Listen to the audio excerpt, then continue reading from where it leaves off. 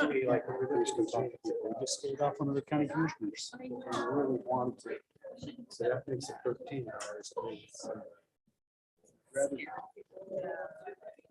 Let's see. We'll Fingers maintain crossed for you. optimism. So, yeah. So now I just.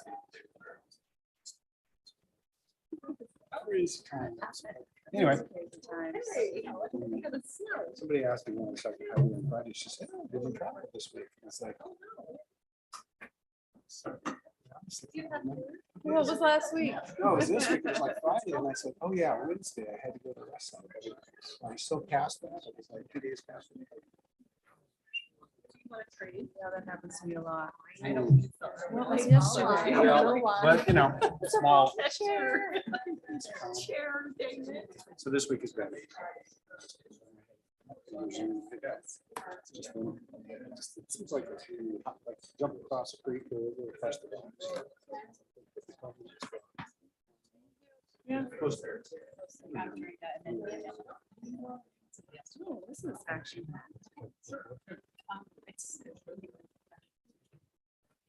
How you doing? Good. Did Brett make you come? The other way around. Sharing my report.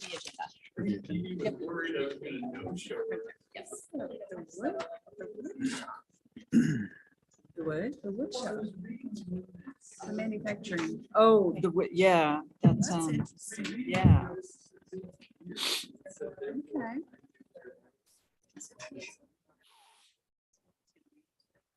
Yeah. I just- Okay, great. Read the proclamation. Yes, we just got that. Good. Little times when I wish I had a mask.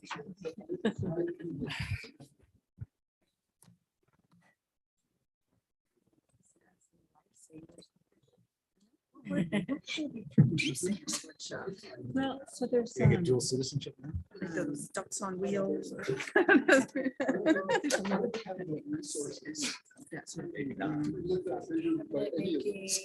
Probably not. and then,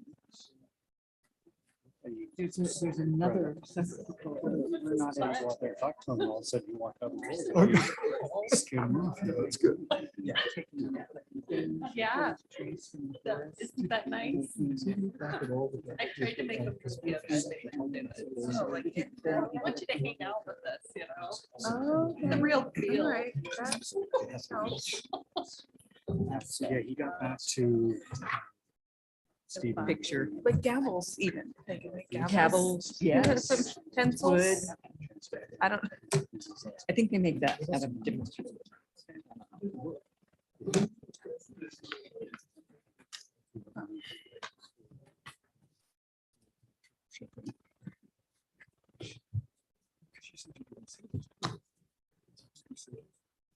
Yeah. So that's when I see those.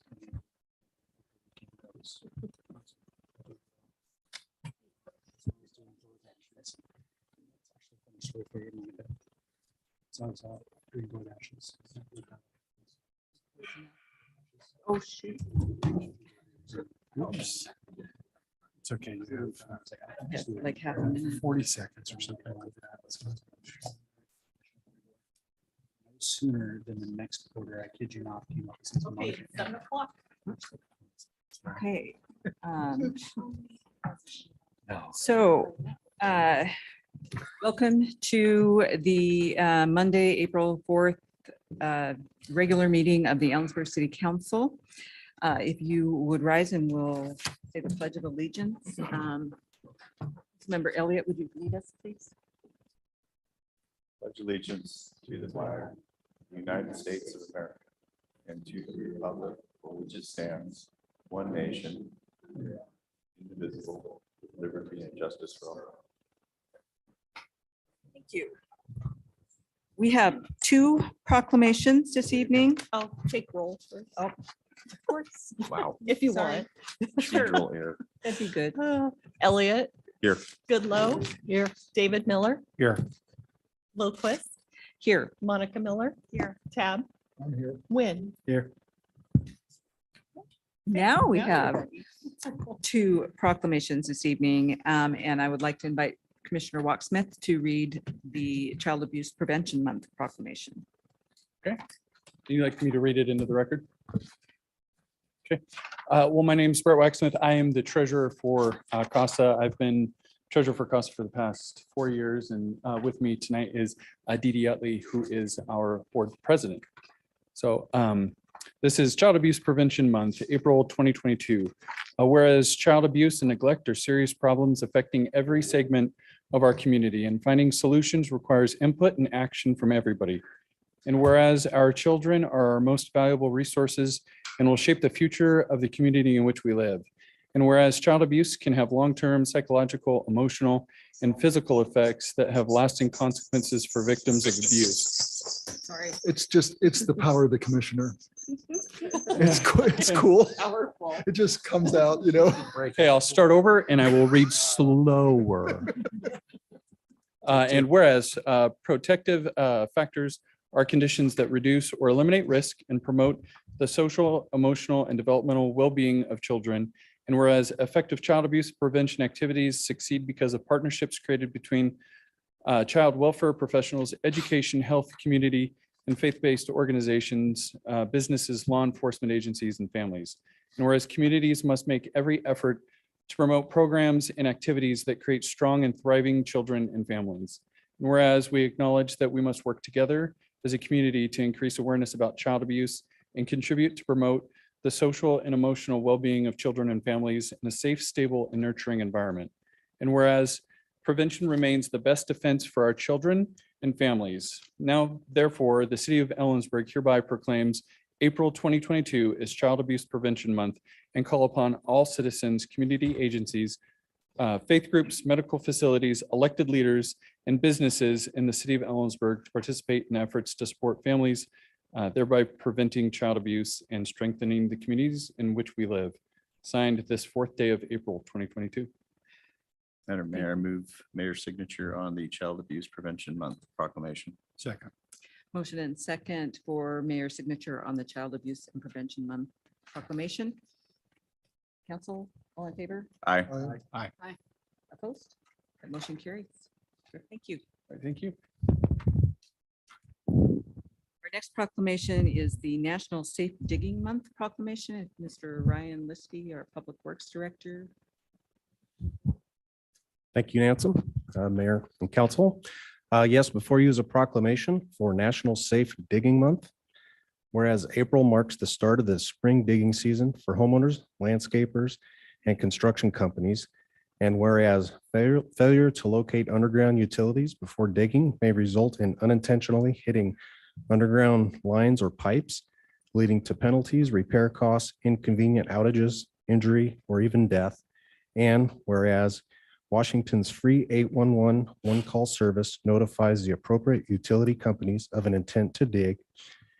And whereas the one-call center dispatches professional locators to the requested digging site to mark the approximate locations of underground lines,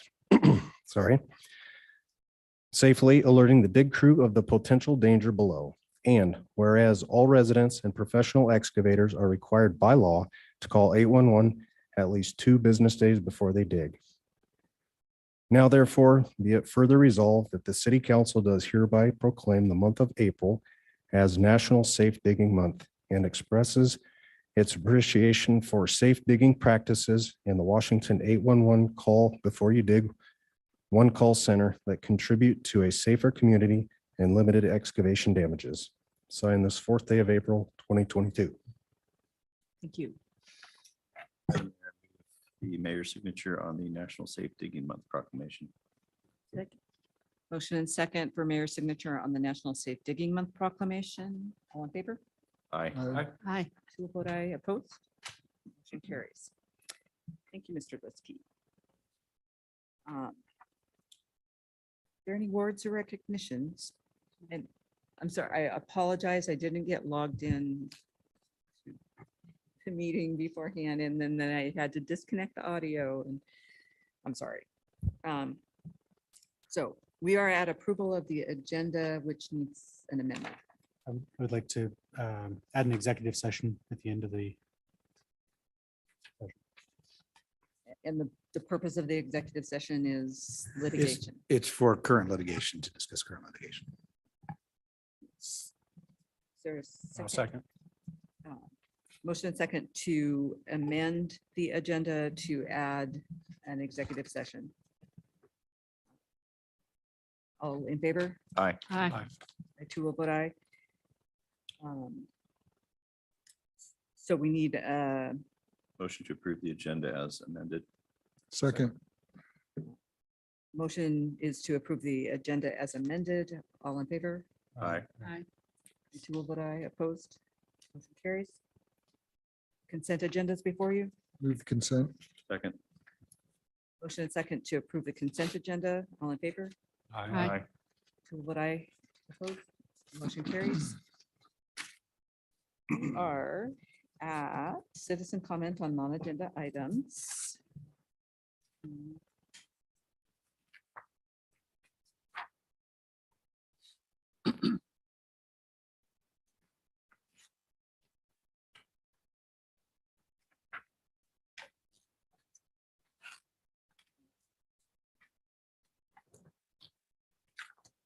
So this is a time on the agenda where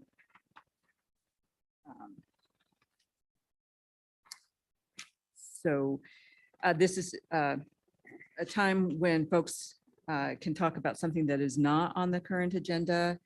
And you will have 3 minutes and please identify yourself. And Dolores, I think you are the only one signed up. So if you'd introduce yourself and give your address, please. Dolores Gonzalez, 407 South Sprague Street. Are you speaking for yourself or Oh, for yes. the your group? I'm speaking for myself, my opinions. Thank you. I would like for the city to consider creating a panel that's for the animal shelter of concerned representatives, stakeholders in the community to oversee the running of the shelter by a vendor that has not been selected yet or has applied. So we could include local vets, community pet trainers, concerned community members, the police department can include the attorney, the city manager, the council member, and just to make sure that the vendor that is hired to do the animal sheltering part of the animal shelter, that they're meeting the standards that we are going to be writing into the RFP. Just evaluate if they're being met or not.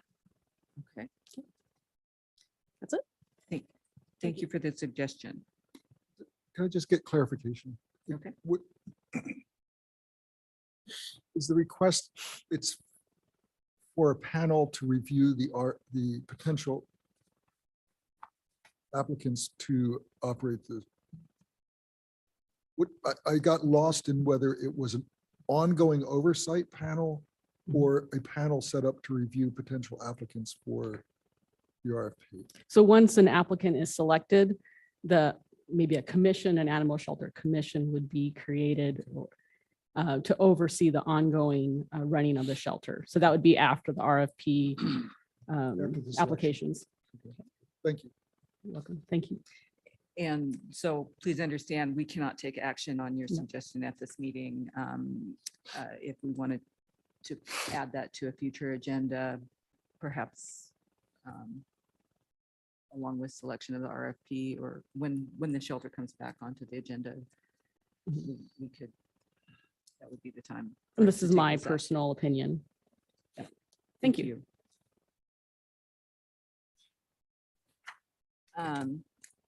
Is there anyone else who has comment on non-agenda items?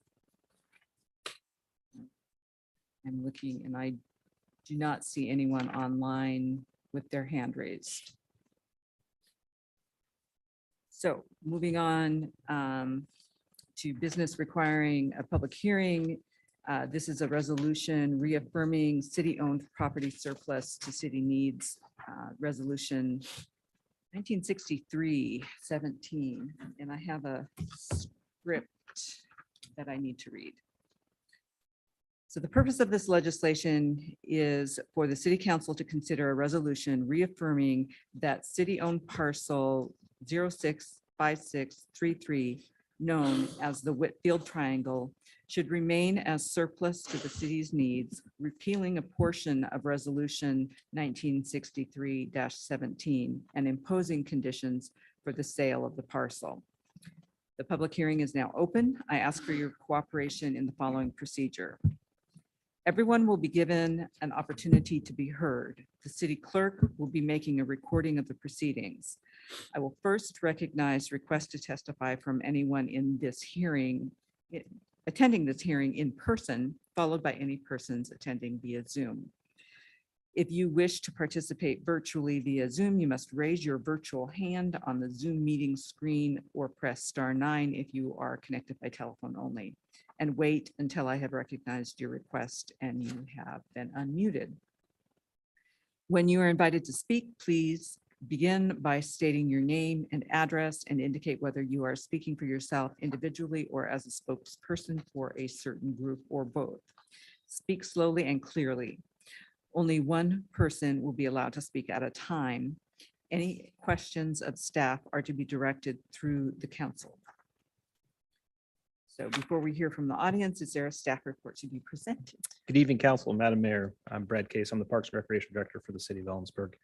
Back in 1933, the city accepted a land donation from Kittitas County, which included what is now Reed Park and Whitfield Triangle. While Reed Park was developed into a community park, Whitfield Triangle has remained a small landscape area simply consisting of turf, an irrigation system, and some plantings. Conditions under which the land was originally donated included a provision that the property remain in public ownership. However, in 1963, the county authorized the city to surplus and sell the property, and the city declared the property surplus through resolution number 1963-17, which also included certain conditions for the sale of the property. The reason cited by Kittitas County to allow for the surplus of Whitfield Triangle has not changed, and the property is still not suitable for public purposes. Back at your December 20th, or December 2021 meeting, the council provided direction to staff on the following items regarding the Whitfield Triangle surplus resolution as outlined in Ellensburg City Code 2.06.080. Element number 1, and that's whether to continue with the surplus action on one or both parcels. At that time, you're considering Whitfield Triangle and Catherine Park as potential surplus. At your meeting, you decided to move forward with the surplus of Whitfield Triangle, but elected to hold off on Catherine Park. Element number 2 was a recommendation as to which fund the proceeds of the sale of the property should be credited. The council determined that the proceeds of the sale of the property would go back into the Parks and Recreation Department budget. The third element was whether the subject parcel should be transferred with the public benefit purpose as provided in RCW 39.33.015 for affordable housing through a special disposition process. You elected not to consider Whitfield Triangle for this purpose. And the last element was whether covenants or restrictions should be placed on the sale of the property. And the council decided to identify 2 covenants or restrictions. One, that the buyer of the property continue to maintain the property in its current condition until it's further developed. And 2, that the future house built on the Whitfield Triangle site does not exceed 4,000 square feet. The Craigshill neighborhood is currently served by a wide range of recreational facilities and open space. In addition to Reed Park, which is a 4-acre park located 1 block from Whitfield Triangle, there are 2 additional neighborhood parks located within a mile of the site. Mountain View Park, the city's largest neighborhood park, is located 0.6 miles from Whitfield Triangle, and Veterans Memorial Park is located 0.35 miles away. There is also open space and developed recreational amenities located at Ellensburg High School and Valley View Elementary School, both of which are located within a half mile of Whitfield Triangle. Whitfield Triangle, due to its size, shape, and topography, would be a challenging, potentially expensive property to develop beyond anything more than open passive space. Or yes, the city has been contacted by Whitfield Triangle neighbors who have expressed their concerns with the surplus and would like to see the city either retain the property as open space or have additional restrictions placed on the property for future development. From a legal standpoint, City Council has already declared the property surplus through adoption of Resolution 1963-17, which also included additional conditions for sale of the property that are no longer pertinent. The new proposed resolution would reaffirm that portion of Resolution 1963-17, declaring the property surplus to city needs repeal section 2 of resolution 1963-17 and add new conditions of sale as reviewed above. Included on your dais this evening was a letter written by William Meyer, Connie Roberts, and Alan Faltis, neighbors directly north of Whitfield Triangle, to Kirsten Stackett, our Community Development Director, requesting that the council consider limiting the height restriction on any development at Whitfield Triangle. The neighbors believe that such restriction would meet the housing goals and policies of the city comp plan, which is to promote high-quality design that is compatible with the overall style and character of the established neighborhoods. The surplus of the property would bring additional revenue into the Parks and Recreation Department. Staff would offer up to the council consideration that the proceeds from that sale be used directly for the development or capital improvements made at Reed Park. We are undergoing the master planning process as we speak, and we'll have improvements identified for Reed Park, which those funds could be potentially used for. The action before the council this evening is to conduct the public hearing and consider adoption of the attached resolution, reaffirming that Whitfield Triangle is surplus to city needs. Thank you. The floor is open to testimony from the public. Each person will have an opportunity to address the council for an initial period not to exceed 5 minutes. If more time is needed, it will be made available after everyone has had an opportunity to speak. Is there anyone from the public who would like to speak? Please state your name and address and Okay, good evening, Madam Mayor, councilors. My name is James Carmody. My address is 230 South Second Street, Yakima, Washington. I practice with the law firm of Meyer, Fleege and Tenney. I've been asked to speak to you by Bill Meyer, Alan Faltis, and Connie Robert, and also secondarily for the other 24 neighbors that joined in their requests and submissions to you. I will keep my comments to 5 minutes at this point, although I would ask for some opportunity to follow up following the remainder of public comment based on the fact that I'm really going to carry the water for many people. And there are a lot of issues. This has been a little bit of a moving target in terms of an initial surplusing of the property, now being converted to a process where you're being asked to reaffirm the 1963 resolution and modify the conditions that were set forth in that determination with respect to neighborhood compatibility and conditions on surplusage. And I'll touch on each of those things. I want to real quickly comment that I don't come to this issue just recently. I was born in Ellensburg. I grew up in Ellensburg. The house on the south side of the triangle was built by my grandparents. I grew up next to that park, playing in that park.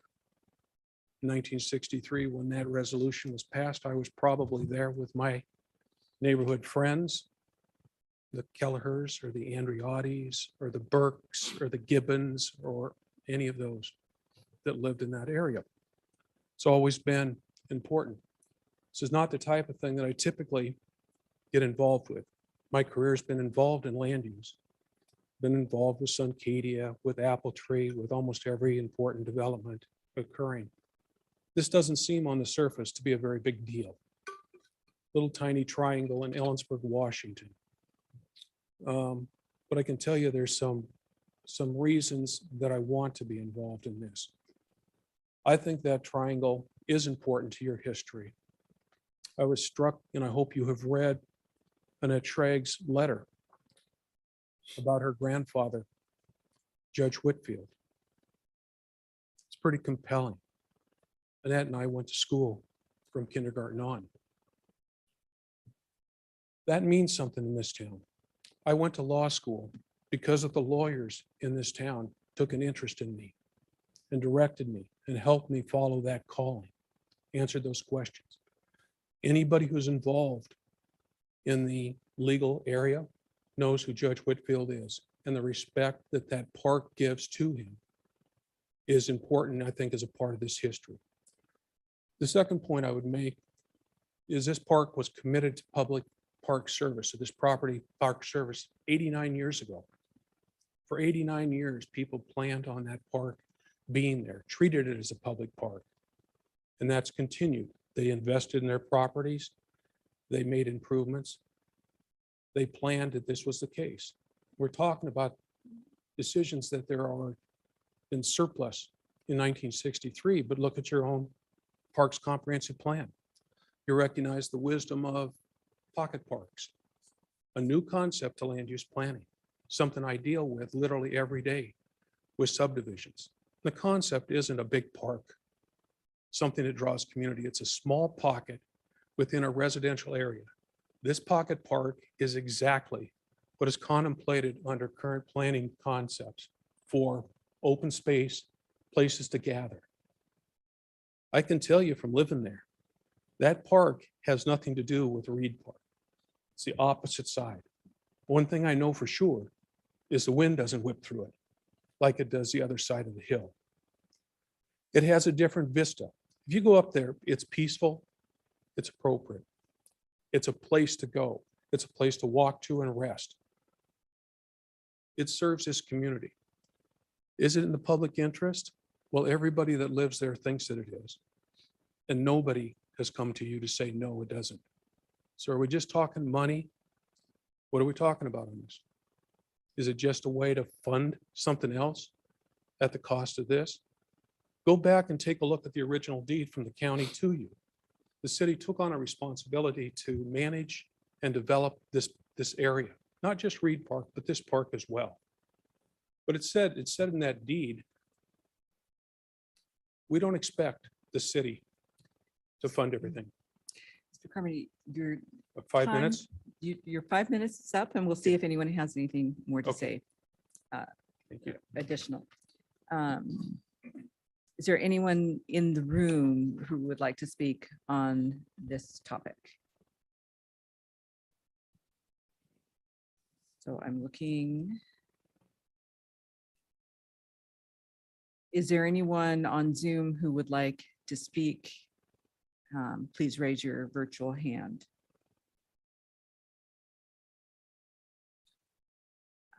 I see Connie Roberts and William Myers there. Mr. Myers, would you like to speak?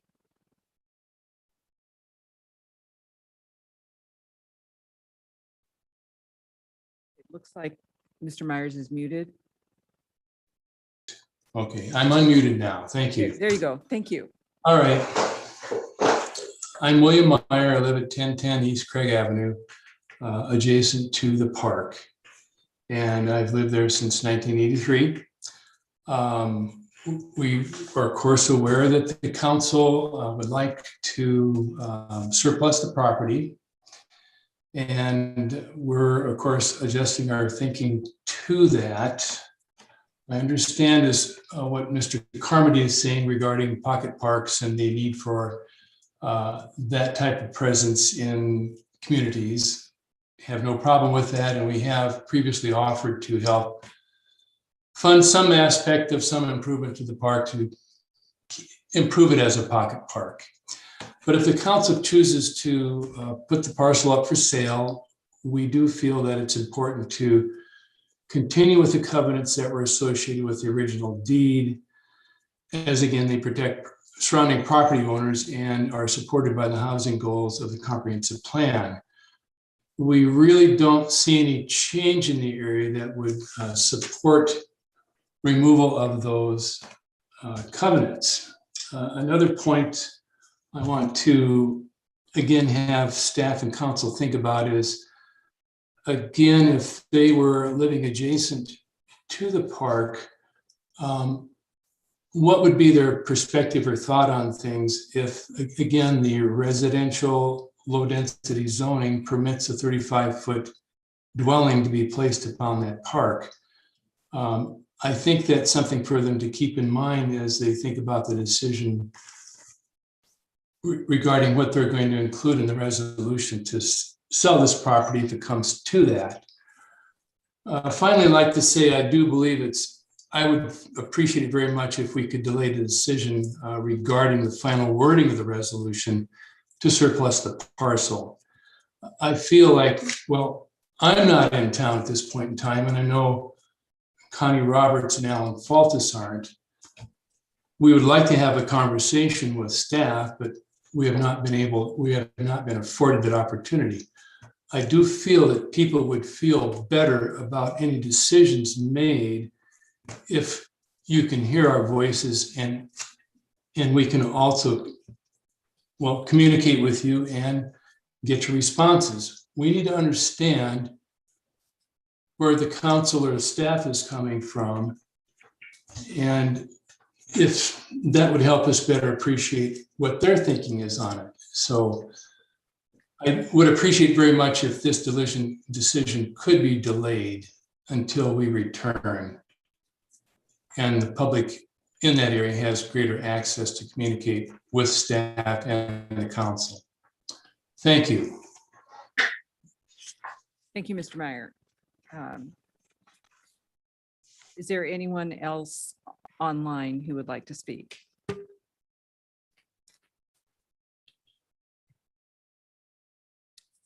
Seeing no one raising their hand, is there anyone in the room who would like to speak? Does staff have anything to add?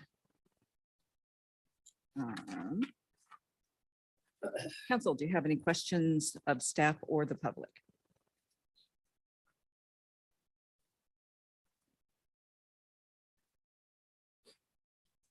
Seeing none. Hold on. I mean, I seem like I always do. I don't know if I need to address Brad or the attorney. But there, in the comment that was on the dais when we arrived from Mr. Buckenmeyer, there were comments on the 1963 resolution. Yes.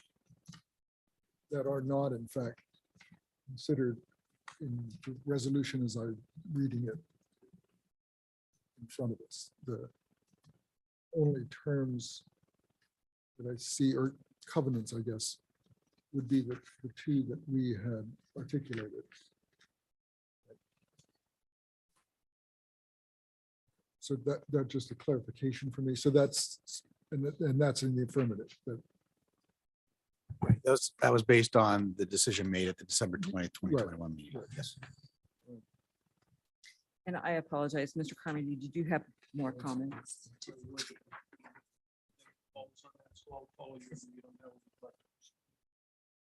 That We need to. I haven't closed the hearing yet, so. Process was, though, I think. The mayor has not, though, closed off No, I public understand. testimony yet.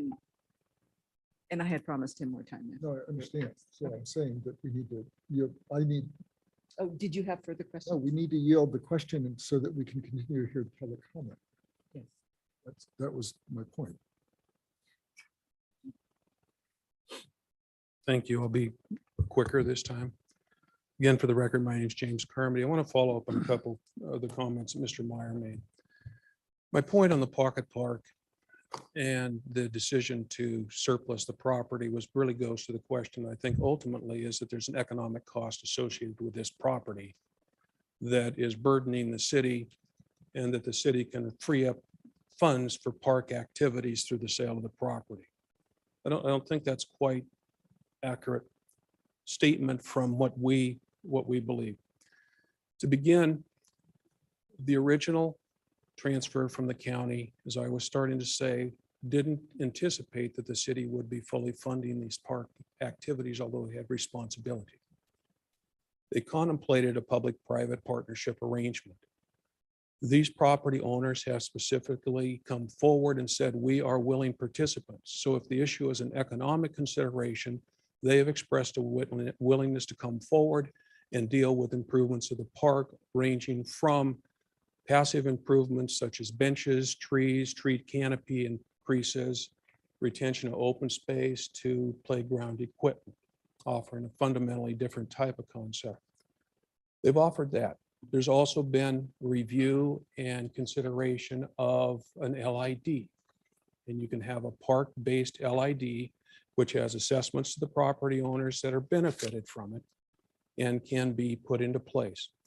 We'd ask for an opportunity to talk, meet, discuss these potential public-private partnership arrangements for the development of park in order to address what have been expressed as economic considerations in this decision. That meeting has not been able to take place. The second thing is Dr. Meyer also provided to staff a detailed breakdown, house by house, elevation by elevation report, and provided it to the city and was assured that that was going to be provided to you, the city council. That's it. I don't know if the others received that or not. But that, if you look at it, it gives you some real critical information. It tells you what's going on, what the streetscape is, what the compatibility is, which is part of what you're doing, and in particular, what was done in 1963. The council in 1963 says, we want this to fit in, and we want it to work in this neighborhood.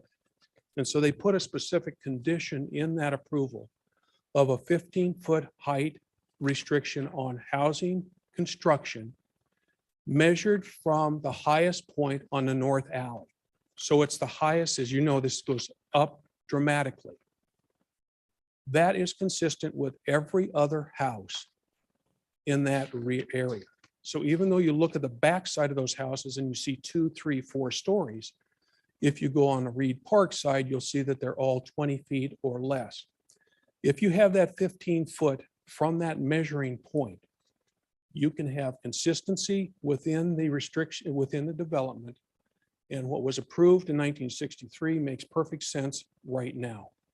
And it allows for the reasonable development of the property, and it preserves and protects the neighborhood. If you look at it, and I'm sure you have, my grandparents' house and the house below it, down hillside, are built in exactly that same way with openings to the southeast as everyone else is. So you've tiered them and you can accomplish it. That condition that was in 63 is equally applicable and important here. It can be applied in the same way, and that should be considered and looked at. The second thing is we have read through, and I have read through your zoning ordinance on how you measure maximum height and where you measure it from. And it's really not very conceivable to me how you're going to measure it with a new house on this parcel. So your opportunity here is to provide guidance so there's clear rules on where and how the height is measured. And you're measuring it off the highest point. So you're allowing plenty of room for development of multi-story properties. Although I got to tell you, from a development point of view, I really question the development of this property in any respect. When you start talking about setbacks off of Alder, setbacks off the alleys, your building envelope becomes very, very small. So we think, and what we've asked for, and what was turned down, was an opportunity to sit down and have people put their heads together and see what can be done that makes sense for everyone. I hope the idea of the pocket park can still be considered. If we can work on economics, concepts, that sort of thing, it preserves something for this community that I think is important. If we get to the conditions, the work that Bill Meyer has provided, the input and calculations that he has, gives you a meaningful pathway to take a look at how to set conditions. This has been 89 years in the gestation period. Taking a little bit more time to engage an engaged public and talk about this, to me, is the most logical way to come up with the best decision for this community. The last thing I'd say, and I just need to say it for the record, the covenant on public park is still of record. And there is a specific procedure that a city needs to go through in order to remove covenants off of properties. And that's RCW 35A 21410. It requires a separate hearing process so that the public is engaged about whether they want that condition removed or that covenant removed. And we haven't followed that process in this case. And I think that's partly because we've got a little bit of an evolving process. So I put that out there, but I would really urge you and ask you, as did Dr. Meyer, that we take some time, people work together. It's not common for a public to be this engaged and interested in finding a solution.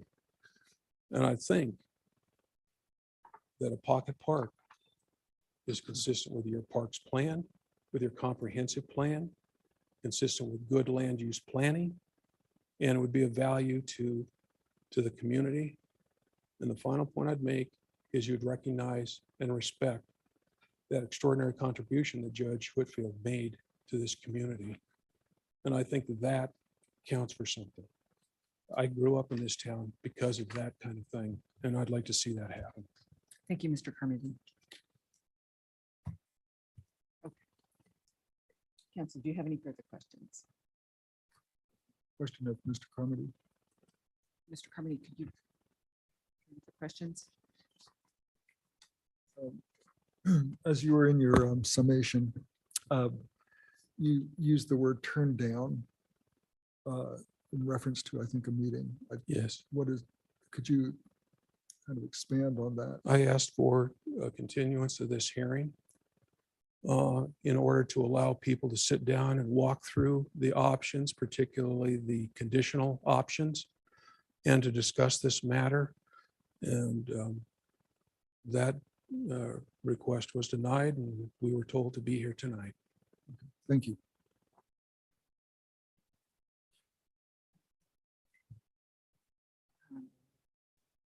So any further questions? The public testimony portion of this hearing is now closed. Council may begin its discussion and deliberation of this matter.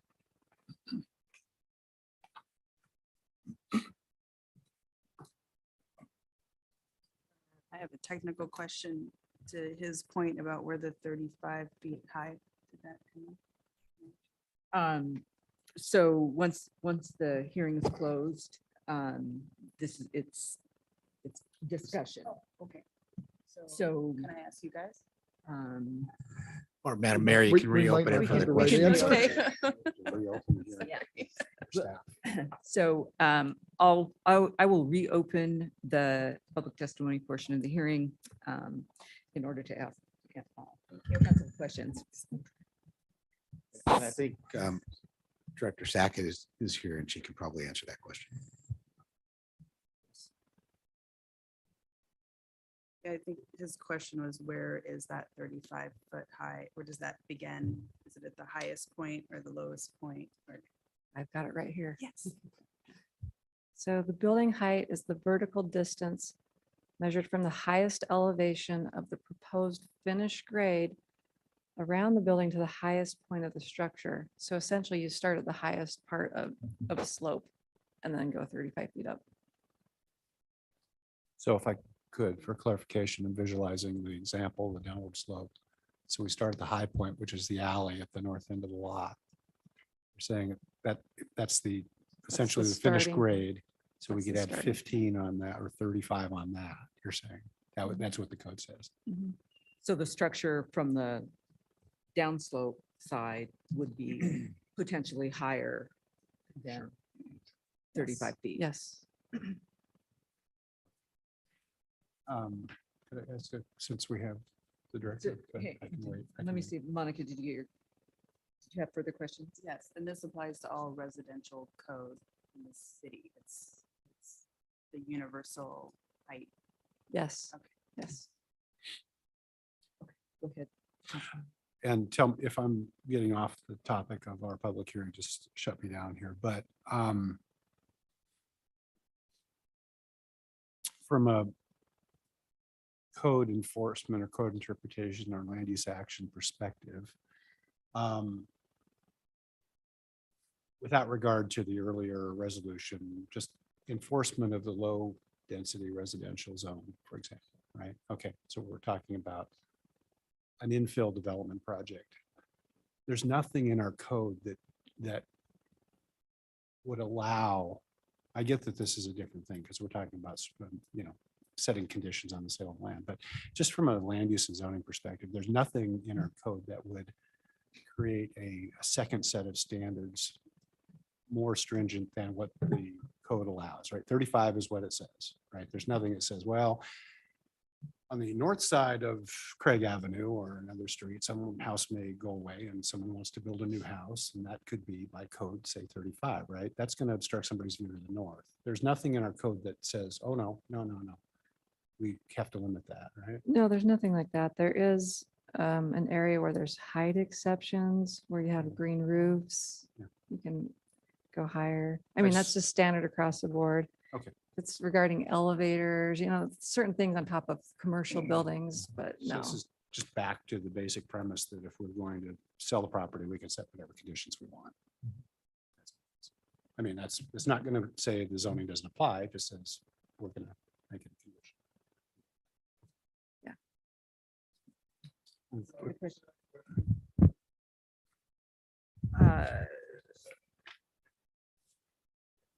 Let's go to Councilmember Wynn's question. So the city code is for 35 feet, but if we're reaffirming the resolution from 1963, there's already a height limit of 15 feet. The council action in December was to negate that particular provision and affirm only the provision regarding keeping it mowed until it's developed And the square footage. and 4,000 square feet. To Adam's question, and given the information on the dais, we're not locked into the language of the resolution that's in the packet. Which resolution are you talking? Because Well, the resolution that would take action on. the proposed one, no. A question. Council, is this something that we're in a hurry to do? Or is there some kind of time limit on this that we need to get it done? Well, we need to close the public hearing if We we're going do, to have. yeah. Sorry. So if we can limit to just questions of staff and the public at this point. I had a question about the covenant, the RCW. Has that been addressed? No, and it doesn't need to be addressed unless the property is surplus at that time. Oh, okay. And there are other legal issues that I don't really want to get into at this point about the covenant and So whether this it's step would enforceability. trigger that. Correct, if it's adopted. Okay. Any more questions? Okay. I will once again close the public hearing and open for discussion. My question is, are we in a hurry to do this? Is there some kind of time limit on this decision? I feel like I would like more conversation about the issues, and I'd like for the neighborhood to be able to have more input into the decision. I think Mr. Carmody's points were made and worth consideration. I would add that I would agree with that. I think the conversation within the community is valuable. And I think back to what prompted this conversation. What was it, 2 years ago, maybe 3 years ago? And the conversation that the council, not specific to Whitfield Triangle, but specific to the idea of surplusing property. And the council's concept that initiated this was under the banner of affordable, finding land suitable for affordable housing. Staff, that was the sort of the premise. I know we sort of wandered in and out of that, but that was really where that came from. And this parcel was one of several that were identified as potentially suitable for surplusing. Even though we didn't tie it specifically to affordable housing in the end, that's how the conversation started. That has gone away now. And now we understand, and I understand that we decided that the any proceeds would benefit the maintenance of the park system. I'm fine with that. So we've kind of tossed or set aside the affordable housing justification for pushing this one. And secondly, lost my train of thought there, the issue of maintaining the park system, the revenues that are generated. I think that was sort of the second, was it a burden to our park system? And what, as a city, what can we do to alleviate it? So I think with those things in mind, I think more conversation would not be unwarranted. I just want to clarify the original, I agree, the original purpose was to consider surplus properties for affordable housing. But in my mind, a secondary purpose was to make properties available for use that we were simply maintaining and that didn't serve the public in a meaningful way. So the cost of maintenance was I think part of the original motivation for looking at what properties we need to maintain and what properties we don't. Yeah, that was to my second point. Yes. So more conversation about that, Mike. So Councilmember Camp. I think, I don't know what we would need to move this forward. I'm not going to be comfortable voting on the resolution. I would agree with our other council members that I think there's an opportunity for engagement with the community differently than what we apparently have done. I think the other piece that struck me in the information provided, and kind of was the same thing in December, but 4,000 square feet is like a monster. And if I look at scale, even just within the neighborhood, even if we were to move forward with surplusing, I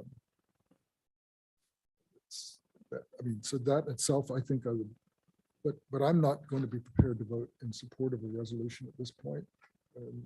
Would we want to do staff direction or a motion to get off this? If you have direction in mind. Well, I mean, I think the points that were brought forward by Dr. Meyer and Mr. Carmody this evening were sound.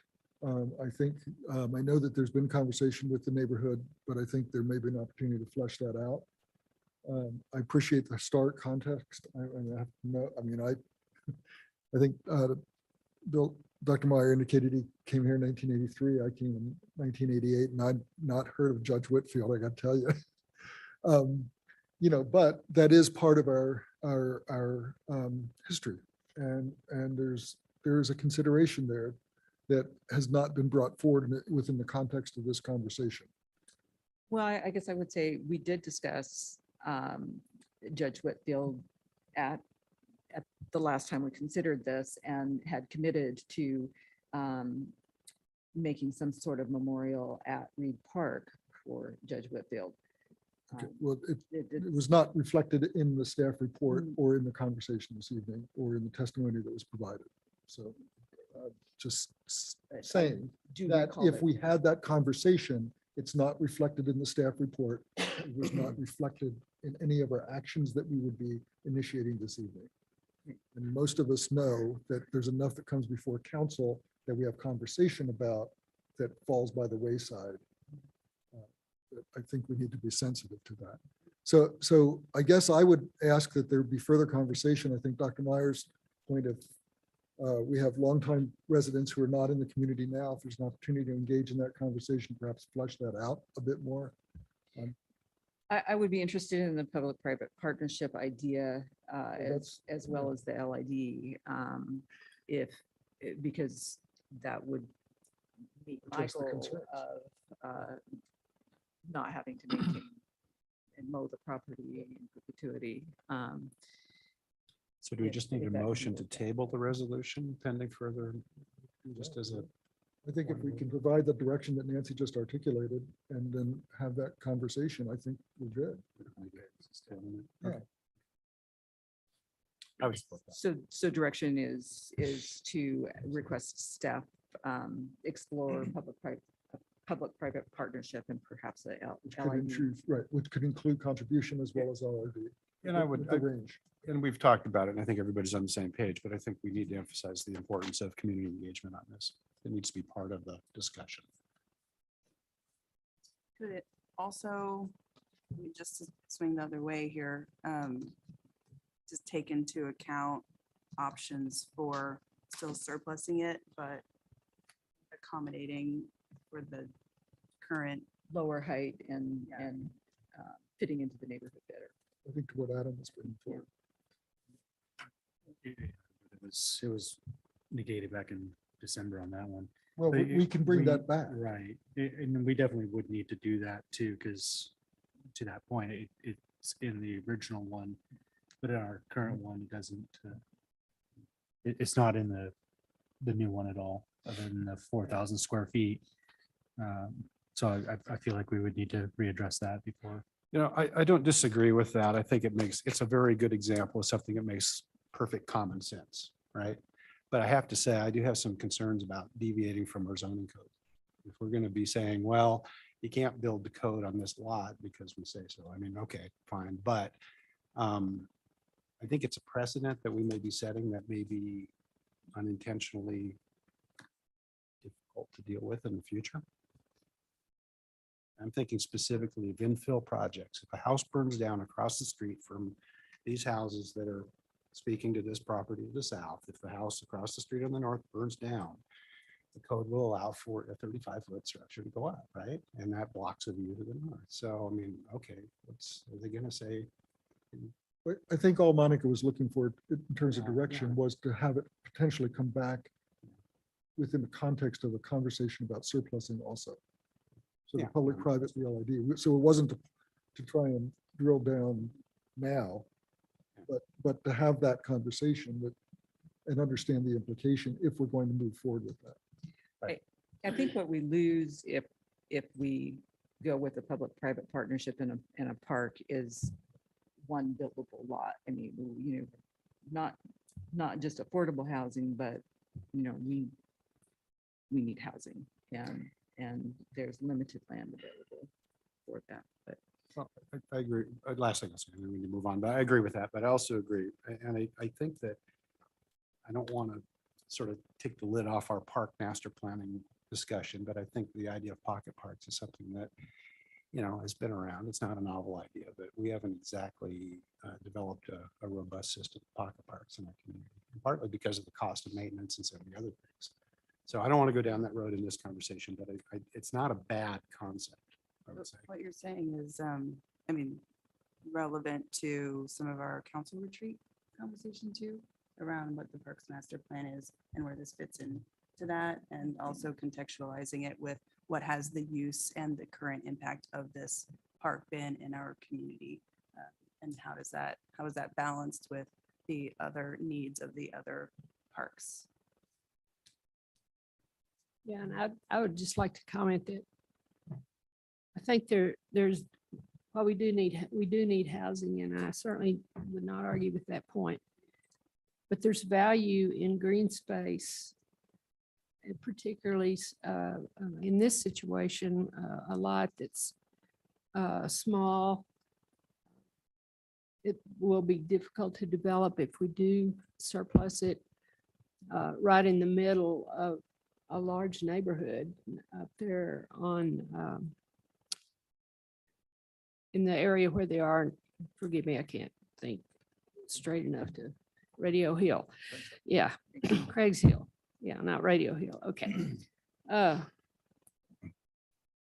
So and that's one of the reasons why I want us to look at the land use, the subdivision code, and the possibility of how are we going to make sure we have green space for communities, large communities that are built in a subdivision format where they can meet and commune and have picnics, and maybe it's not a formally developed park, but it is space where community can gather. I think that's very important as we look forward. Is there further direction desired? I think that's sufficient direction for us. Thank you. Thank you. We are at item 11A, the Ellensburg Poet Laureate. Good evening, Madam Mayor and council members. Josephine Camarillo, Library Director and Ellensburg Arts Commission Staff Liaison. In accordance with the Ellensburg Arts Policy, the commission have selected their choice for the first City of Ellensburg Poet Laureate, Marie Marchand. Marchand would serve as an official ambassador of Ellensburg, promoting the city's rich literary community and celebrating the written word. She would play a crucial role in keeping the arts accessible and vital to all age groups and act as a citywide emissary for poetry and creativity. The Poet Laureate would also be responsible for promoting poetry in the community via school engagement, give performances and/or lead projects that are community-based, and create a City of Ellensburg poem. The term of the service is 1 year and renewable annually for up to 3 years, beginning June 1st and ending May 31st of each year. The stipend for the Poet Laureate will not exceed $2,500 for the first year, and they are invited to resubmit for additional funds up to $2,500 for each subsequent year of the term. The Arts Commission recommends Marie Marchand as the City of Ellensburg's first Poet Laureate and asks for council approval. Marchand is here with us tonight to introduce herself and answer any questions. May I bring her up? Yes.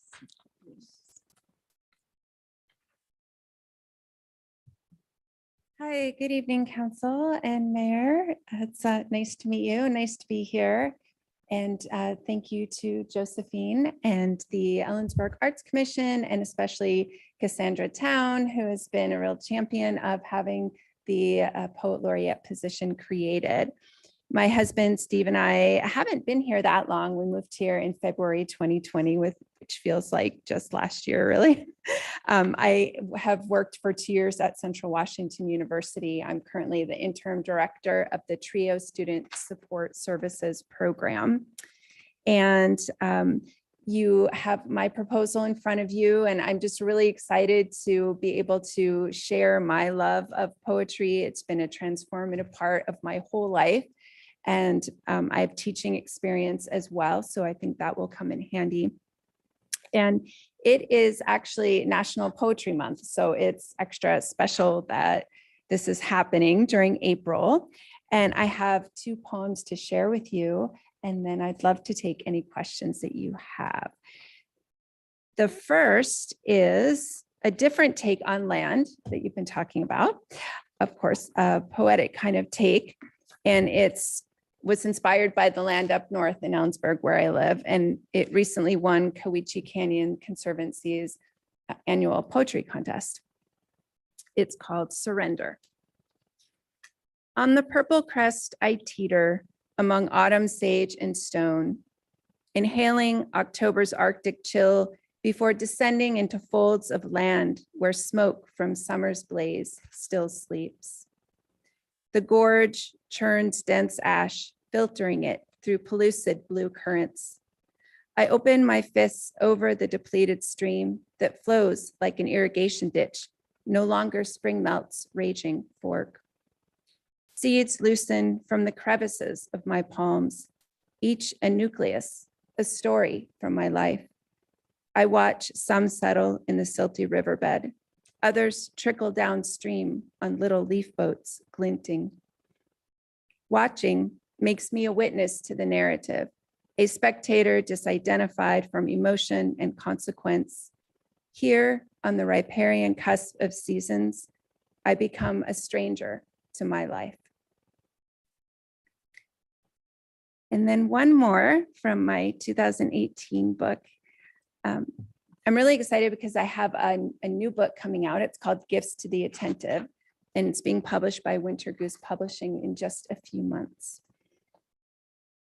Gratitude.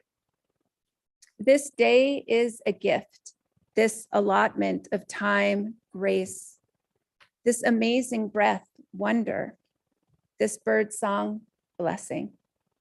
This is the one day happening now, right now, the only thing here. A compilation of moments making a whole. Say yes. Breathe in peace, breathe out turmoil, past hurts. Breathe in forgiveness of others and yourself. Breathe out resentment, fear. Reimagine new endings to your trauma. Your brain will believe you. And remember, gratitude changes neural pathways. It expands your heart and extends your life.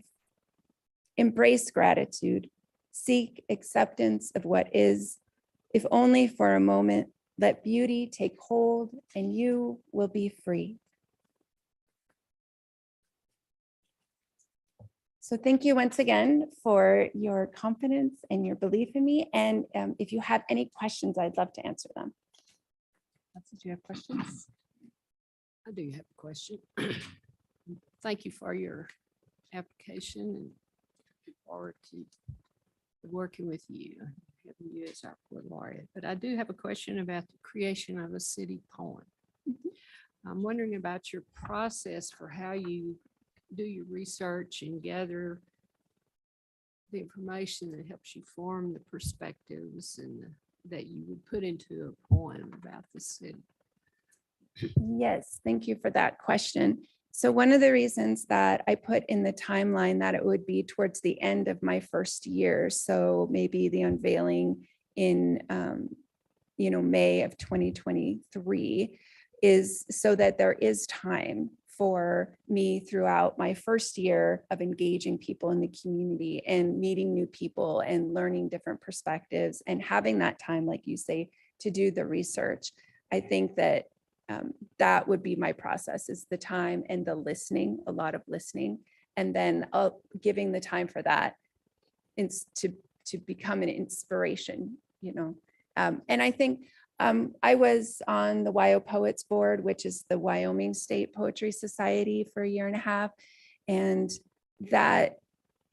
there were a lot of poems related to the land. And I can feel that, or I sense that here, there's a great connection to the land. And I think that I'll include a lot of that in my workshops, is learning to perceive the land and appreciate it and write about it. So I have a feeling that it will have a lot to do with the land. That poem. Thank you very much.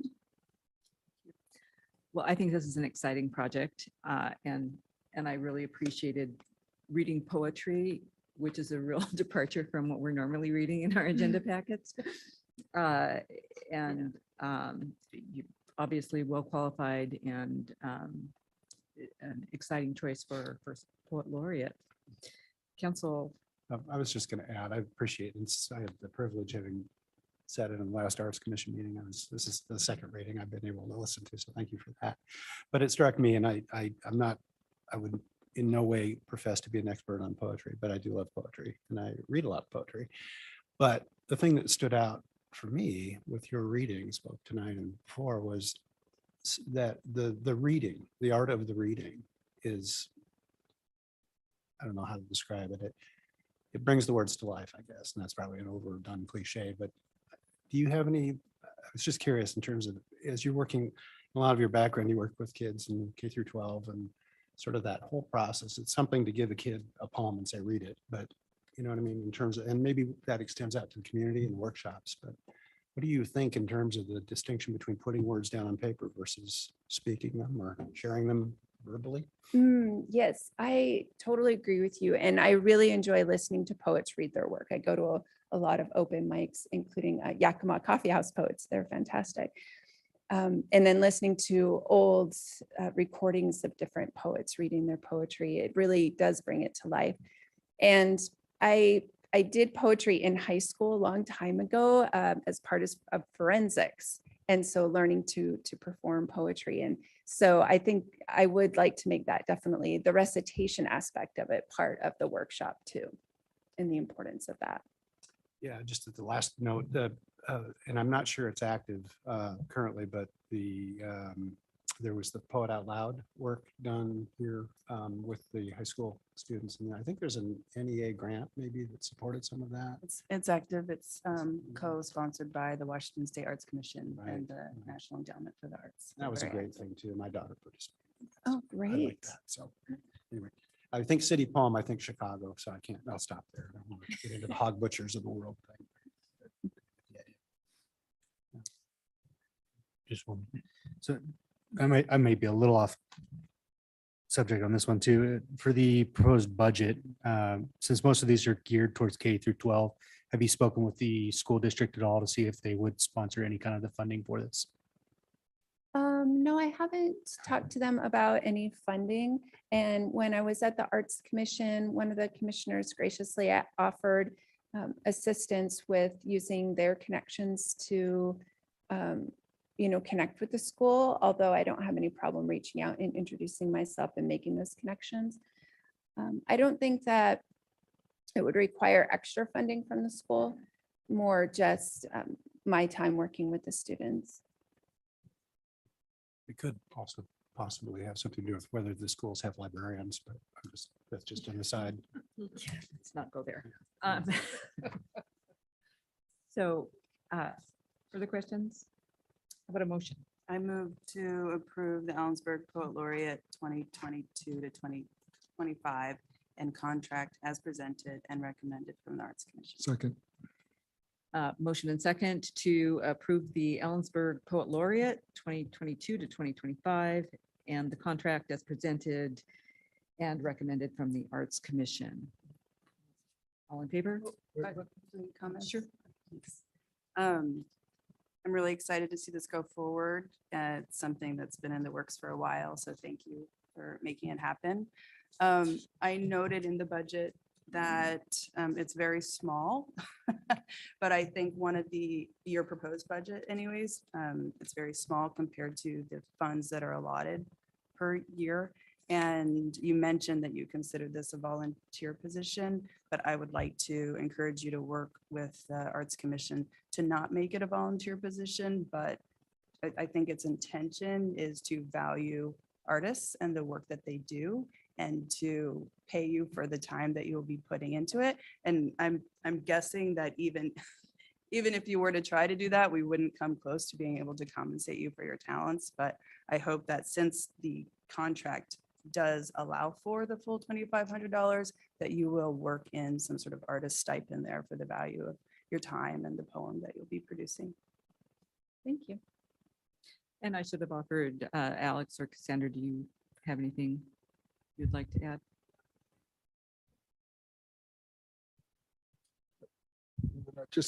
I just want to appreciate the work that went in from the Arts Commission for getting it back in front of us. I think the other piece that I really appreciate is the recognition. We often think of arts, it's kind of the art walk and visual or music.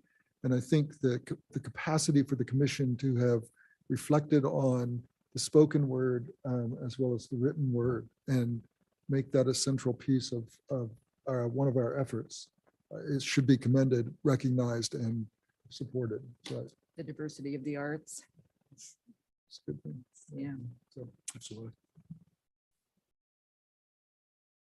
So there's a motion before us. All in favor? Aye. Aye. Two will vote aye. Opposed? That motion carries. Welcome and thank you. We look forward to seeing you.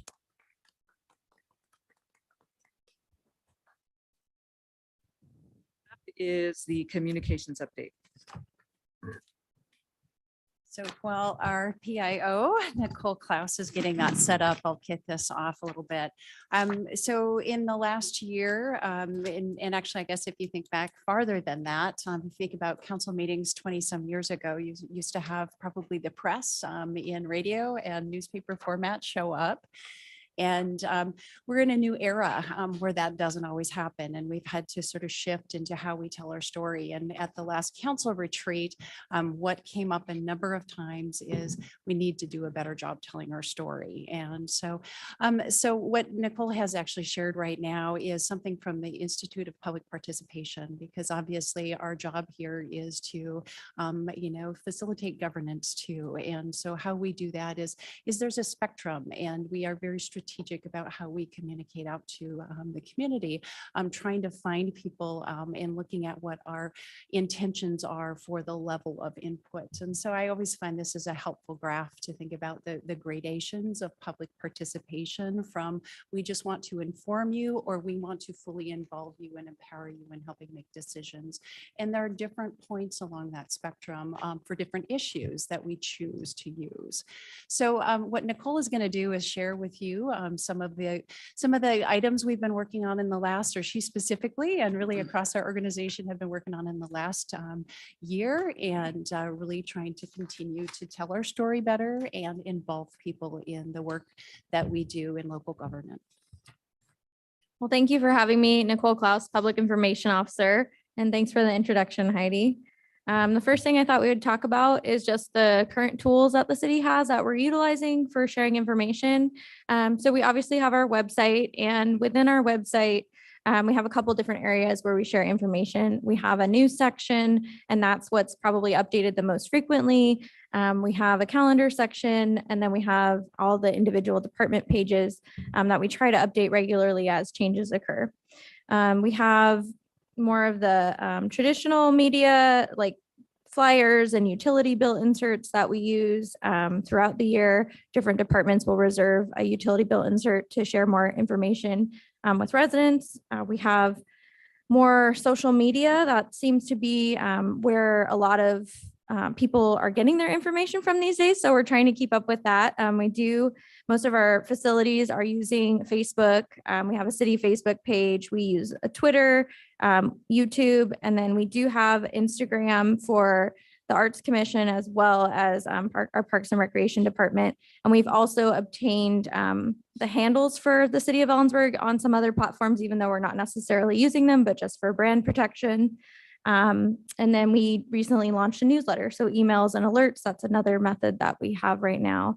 And I did put a picture of the Daily Record up there because traditional media is something that, you know, we still use. We send out press releases, we send out PSAs to the radio stations, but we're moving more in the direction of, instead of relying on the newspaper and these radio stations to tell our story, we're trying to tell our story ourselves through our own platforms, through social media and our website.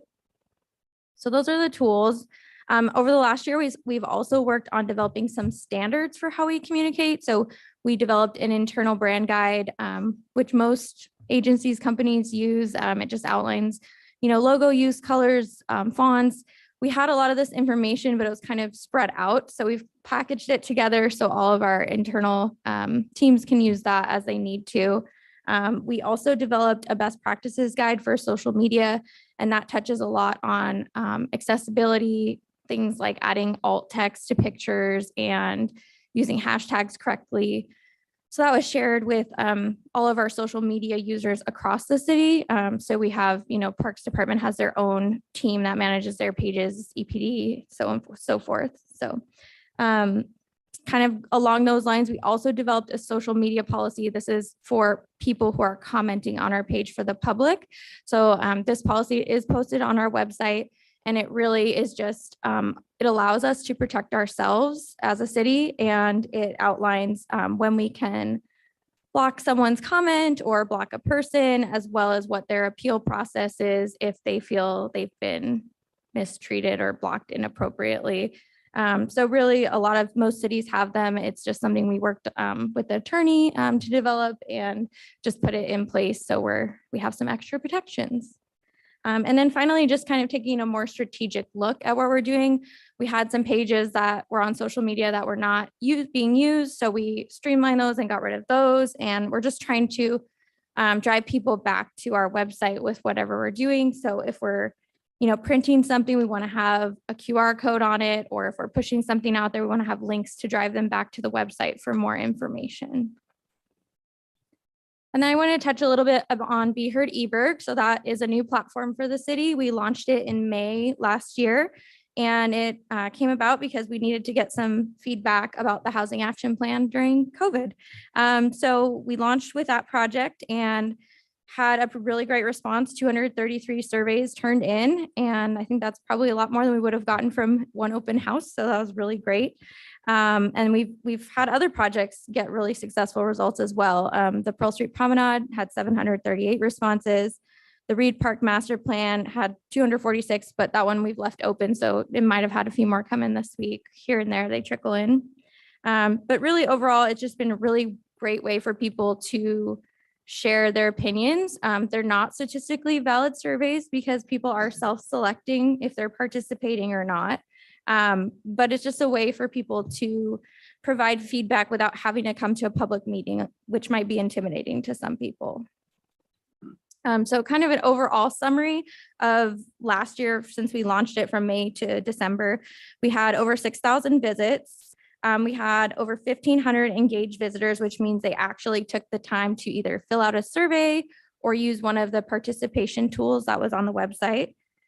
We had 2,700 informed visitors, which means they either clicked to look at a photo, downloaded one of the documents on the page, or visited multiple pages. And then 5,500 aware visitors, which means they visited one page. So overall, we had 7 surveys last year with 1,600 submissions, which is really good for 6 months, 7 months, and first year of kicking it off. So really hoping to continue growing this platform and using it in maybe some fun ways too, like photo contests or some other fun ways. I think historic preservation group's working on something, but it's been really, really good for us. And then I just want to touch briefly on growth. So last year we were really focused on being consistent. And so all of our followers across city platforms did grow. There were not huge jumps, but very consistent kind of across the board from June to December. Facebook increased, Twitter increased, Instagram increased, and so did our Newsflash subscribers, which that's for the website Newsflash section. So just some fun stats. Our top Facebook post was the one with photos from the giant flag, pride flag that came to town. And I know a couple of council members were there at that event. And we also tied it in with the proclamation that you all issued last year for Pride Month. So that was our biggest, most popular post with engagements. Our engagement rate was like more than triple what it normally is. So that's great. And it was just really well received all around. Our top Twitter post features Councilmember Elliott. It was the CNN article about the vaccines not going to waste. So he happened to be the photo used. That was received the most clicks and engagements on Twitter, which Twitter is definitely not our most popular platform here in Ellensburg. Facebook, I would say, is, but. Is that a look of fear or distrust? I can't tell. Yeah, don't pick my picture. So, and if I had to put that on there, sorry. That's a good call. Wanted to also kind of talk about a little bit about what we're focusing on this year. So we launched our city newsletter, e-newsletter. It's going to be monthly. It's called Ellensburg Insider, and it we launched it in February, and we've had 3 editions now. So we're slowly growing that. We have over 200 subscribers outside of the city, and then we have all of the city employees and all of you on there as well. So we'll plan to do that monthly and just continue having a variety of information about boards and commissions, what the city's working on, events, and I think we'll have a lot more events coming up, especially as summer's here and Parks and Rec kicks up their activities. We are also working on a website redesign. So it's really good to refresh your website every couple of years. And when I got here, they said it had been a few years. So we are working with Civic Plus on that right now. They actually have, it's in their hands right now, designing our mock-up. So we're working on making it more mobile friendly, updating the colors to kind of focus on our secondary colors instead of the red and green Christmassy colors. And then just kind of keeping it clean and fresh. And so it's more modern and up to date. So we're hoping to have that at least draft for us to review early summer. And so if you see a new website this summer, don't be surprised. It's been kind of in the works with our city's website redesign team. And just some interesting web stats, which I didn't put on here, but last year we had 328,703 visits to our website. And of those, 163,621 were desktop. So desktop visitors were still ahead of smartphone, but not by much, because smartphone was at 148,000 visits. So they're about evening out pretty soon. So that's why we need to make sure our website's mobile friendly. And then the last thing that, well, not the last thing, but the last thing I want to touch on today that we're working on is our annual report. So you all received kind of a year in review document, but we're working on taking that information and putting it into a report that we will mail out to residents to kind of talk about the budget and about your strategic vision, priorities, and other accomplishments that the city's had over the last year. And then we're just continuing to work on telling our story. So really trying to focus on adding information about what our boards and commissions do and getting that out there and highlighting their success stories when they do something exciting. Talking about, you know, what you all are working on and news and events and keeping our website content updated. And then, as I mentioned earlier, really want to expand and use Be Heard eBerg a bit more for some other ways to engage residents and just kind of keep building that to be a place where they come back when they want to provide feedback. And then this suggestion came from our city manager, but we want to develop a citizens academy where we can educate residents about the budget process and other city departments and how they function. Essentially creating city ambassadors in the community, hopefully, because they'll be better informed to fight misinformation, but also just share our story. And then we are also doing that with our boards and commission members, providing them training and just helping them be able to explain how the city functions a bit better with updated handbook coming soon. Okay, that's kind of all I had, but do you have any questions? I have a Yes. question on the circulation on the Insider. The newsletter? Yeah. Yeah. You said it circulates within the city government.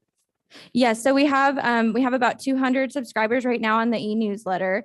And then we also have everyone who's in the city who works for the city also gets it. So IT had to do a roundabout way of adding everybody in there. So it's probably another 100 employees or so. So that 200 is from Ellensburg. Yeah, well, if they've registered to subscribe, yes.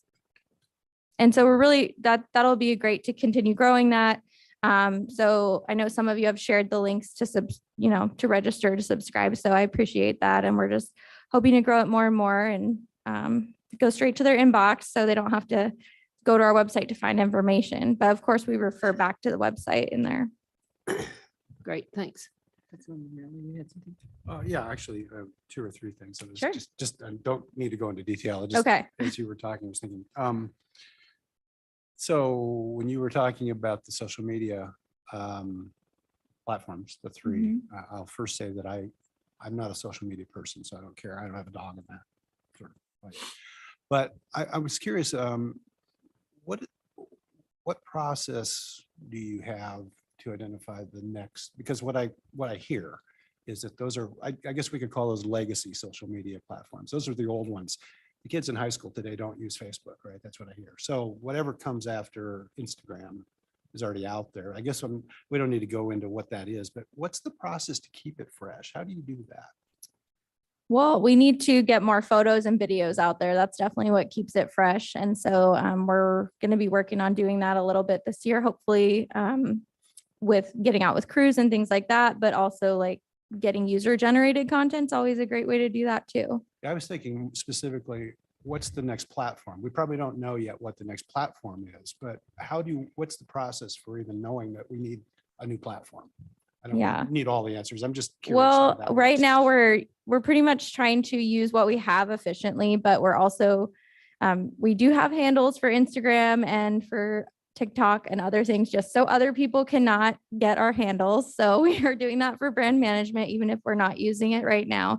So I think it's just part of my role is like staying up to date on what's out there and what is popular and just kind of seeing what other cities do and also not just cities, but other industries and seeing what they're using and what's catching on. So we haven't ventured into that yet.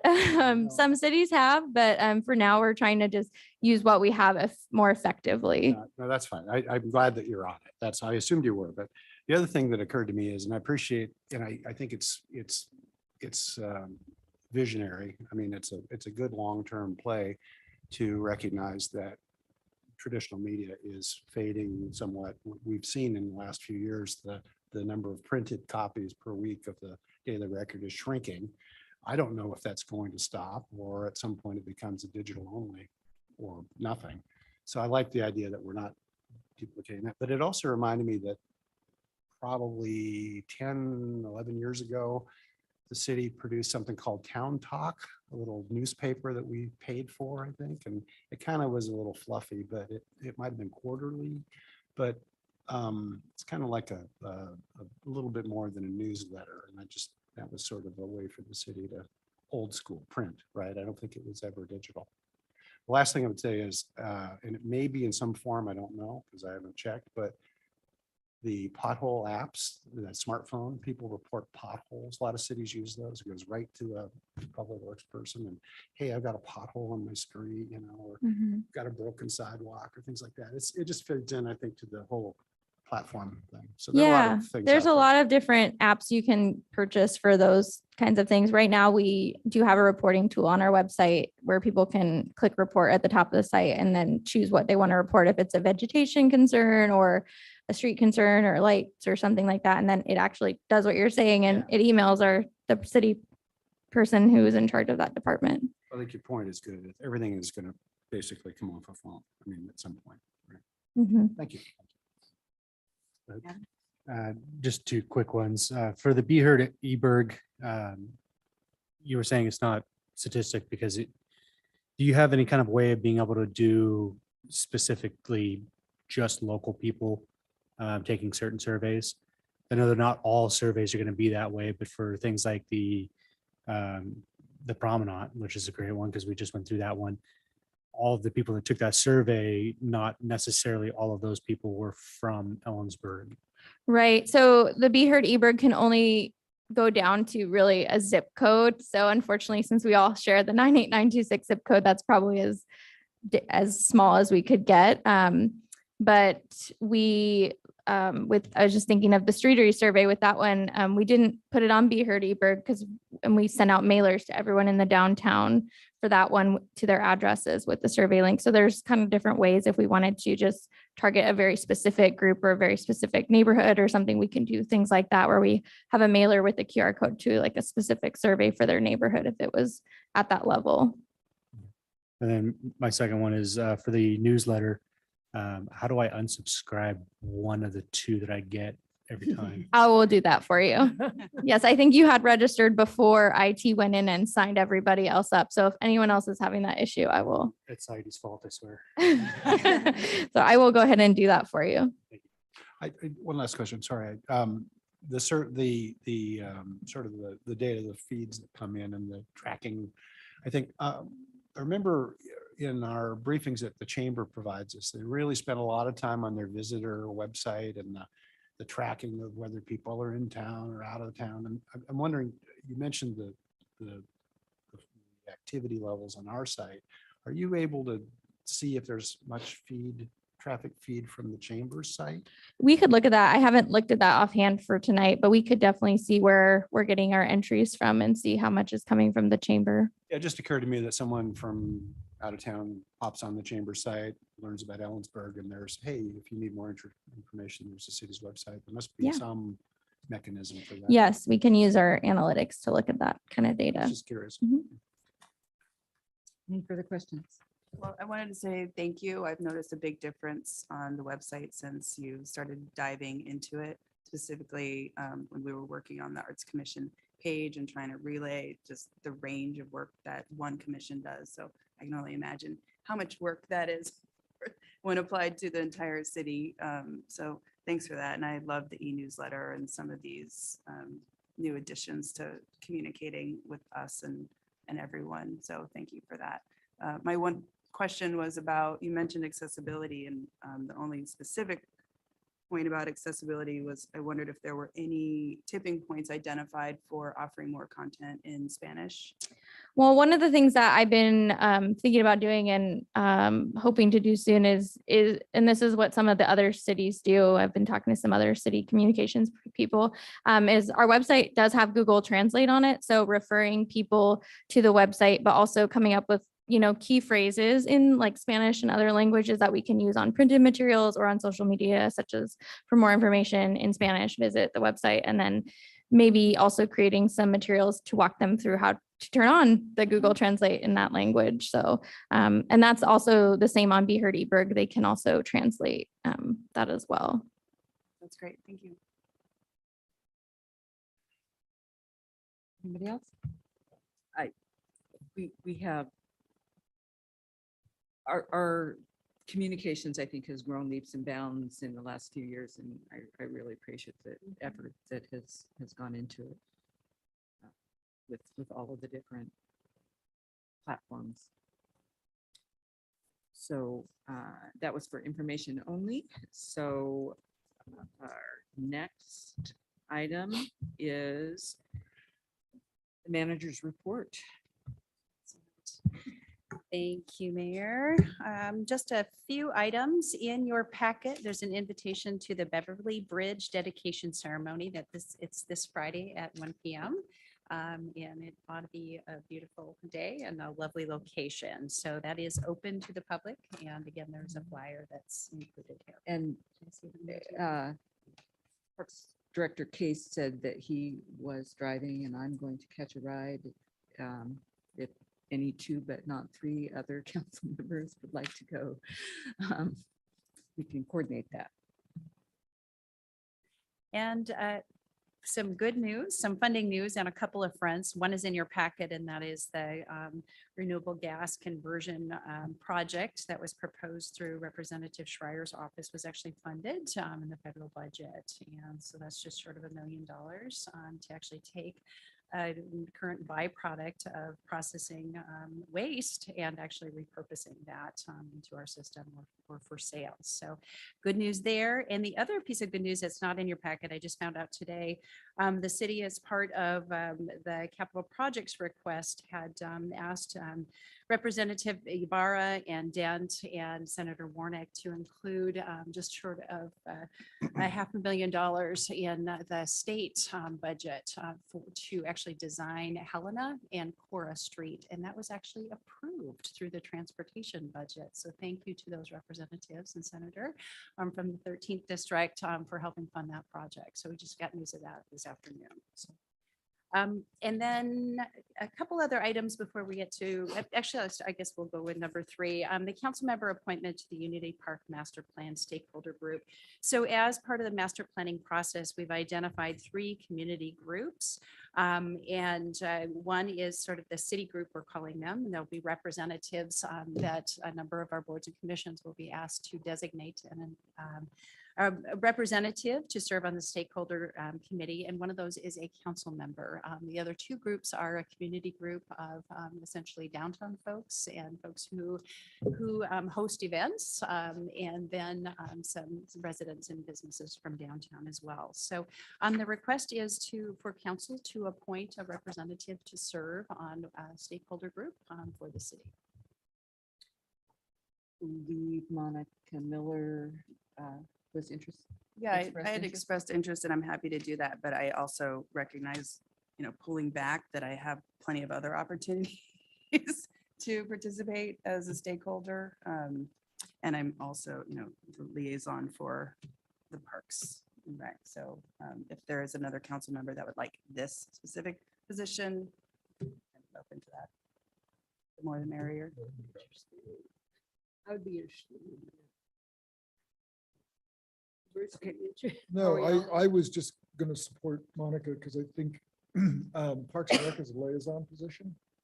I mean, what we're looking for. You don't get input, really. Yeah, well, no, that's exactly right. And sitting on the Unity Park, on the ad hoc, brings that voice to the table. And I know that we've had a number of conversations about the gallery and Unity Park in downtown. And that's an important piece to ensure. I'm just saying. I mean, I don't have I think David used, what is it, pony a dog or something. Dog in the fight. Well, I think too that Gallery One will be invited as a stakeholder to this downtown one, right? Right. So would you as director be filling that role, or? Unless I I mean, was there appointed would the be- council liaison for it. I'm interested because I think uh, someone with a lens for the DEI pieces of that plan would be valuable on that planning effort. But we also have an opportunity to appoint somebody from the DEI. Chair of the DEI commission potentially. Well, possibly that we have community members that. I mean, I'm fine. If Nancy wants to do it, Monica's going to be there, that's fine. We don't need to dive into this. Yeah, initially I felt like it made sense because I'm also, landmarks and design, just sort of the idea of being the confluence for the conversation around our cultural spaces, that I would like to be the advocate and the voice for that for council. It sounds like there's plenty of space to be involved no matter who we appoint. So Yeah, I was going to say, are we limited to one? I know they requested one, but we could make a decision to have two, couldn't we? Is there anybody else from council? I originally was, but I don't have the timer schedule to do it right now. So this is the council representative is only to the city committee, correct? That's correct.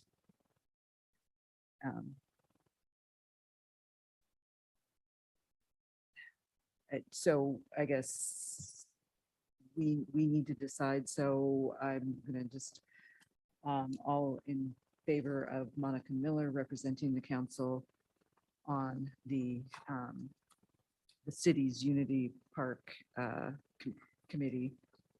Say aye. Aye. But I would also support two representatives, just say that. Okay, so I think that was 4 out of 7. So I think that will be the decision. Okay, and one other reminder, council retreat is scheduled for April 15th from 8 a.m. to 1 p.m. That is open to the public. And that is at the CWU Foundry on Main Street, again, 8 to 1. And the last thing I will share, and I probably should do a screen share here, is the city, as part of our trying to help with issues for the trail crossing across Cora, we actually provided through a risk mitigation program, the cost for installing rapid rectangular flashing beacons, RRFB. And those were installed on Friday and they were just finished up this morning. And so this is Mr. Bates and being the first person to push the button at the trail crossing on Cora. So pretty exciting. And anyway, it What was a does the delight. sign say that he's holding up? It says something about, let's see here, I think it's push the button to cross the okay. path or across the street. So those are up and functional, and so that will hopefully support a better crossing experience for our Thank you to students Public and the Works for public. So that effort. Thank you yes, absolutely. Public Works and Utilities, Derek Mayo specifically, and his team. So thank you. And that's all I have. If I could just have one add-on to your report. We do have the need for the executive session, and just for the record, it is pursuant to RCW 4230.1101 sub I to deal with current litigation. I anticipate 5 minutes, and there will be action requested as a result of that afterwards. First, shall we do council member reports? Councilmember Elliott. So attended the RFP meeting with interested parties and the police department regarding the potential for animal control and management of the animal shelter. There has been a little bit of friction in this process, but I would say that we're headed towards a resolution with everybody sort of aimed at the right goal.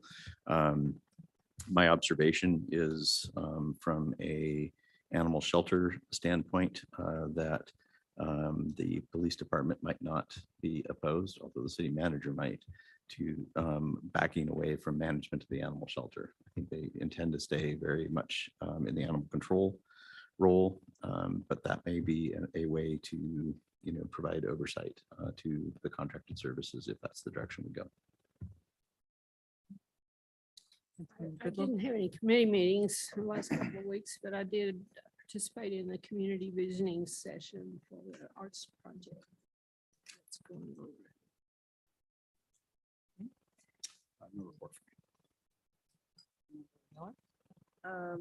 Participated in my first interview process for a new commissioner for landmarks and design. I think will be coming forward next time. And everybody. Councilmember, left- could you speak into the Oh, mic? a little Yep, closer? thanks. Participated in the interview process for a new commissioner for landmarks and design. I think everybody left feeling like it was a well thought out process. Also participated in the community vision session, and thank you to Council Member Goodloe, Mayor Lillquist, and Council Member Tab for also attending. And I attended that economic county, what is that called? Planning. With the tip strategies. Yes, that. And I gave a Girl Scout a badge for selling cookies. Very rewarding. I encourage you all to do it. Feel good about yourself. Yeah. So I think we did another Streeteries meeting. We're getting much closer. We're going to do one more review before I think it comes back to council, but it's moving. And I think we have general agreement. I would say consensus. Not everybody's ecstatic, but there's more or less consensus in the direction that we're going. I think that in itself is good. We've actually met a couple times with the cultural arts group as well as doing the community visioning session. I do think if you participated, and I want to commend Councilmember Wynn Adam for hooking his daughter in, which was just really cool. Did the Chamber of Governmental Relations today. Also, just so that council knows, we're going to April 26th, we're going, the ad hoc group on homelessness is going to take a trip out to Moses Lake to see kind of what they've done with sleeping sheds, and then also talk with their city folks that are dealing with homelessness there. And then bring that group back together to have a conversation, kind of moving that forward. Just a couple, three things that aren't really meetings. One, I want to just, I had this conversation with Heidi, so I think I can have it here. But the Beverly Bridge thing is we would not want to have 4 council members in the car going with Brad. But that type of event we can attend individually because it's a celebration and it's not policy. And I think there was an email that went out that indicated we need to count. So again, I mean, what was it when they in Roslyn they celebrated? Anyway, so just factor that in there as we're looking at these things that come across. There's a difference between 4 of us being in the cultural visioning, community visioning session, because that ultimately might come back to council for review and approval or adoption, as opposed to going to a celebration by DOT or whoever might be doing it out there.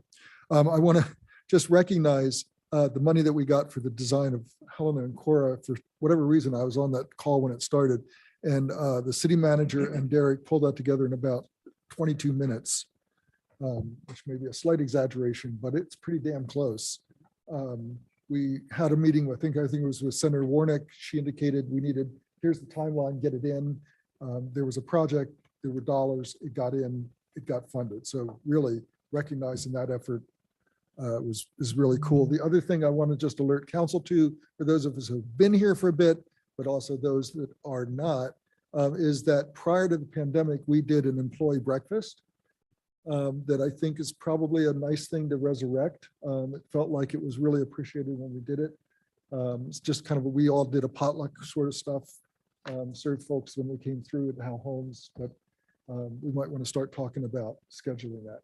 In conjunction with a all-city meeting. Yeah, well, that's what we usually did, but I'm just saying it was kind of fun to do. I think it was appreciated, and I think we probably need to just recognize We need to that. do something. Yeah. To appreciate the staff. Make it a lunch or dinner, I make a mean pot of chili. Well, you can bring chili to Bring chili breakfast. for breakfast. That's Chili good. omelets, yeah. I'm done. Thank you.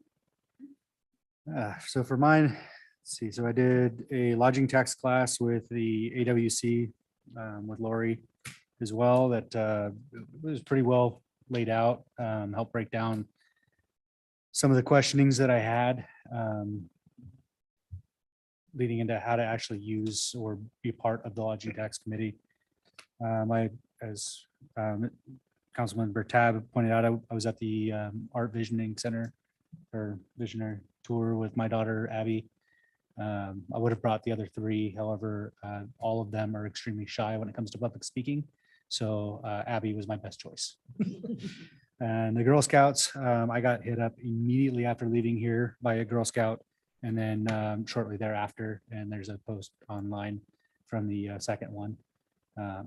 She was my daughter's volleyball coach a couple years back, so it actually kind of worked out kind of nicely to run into her.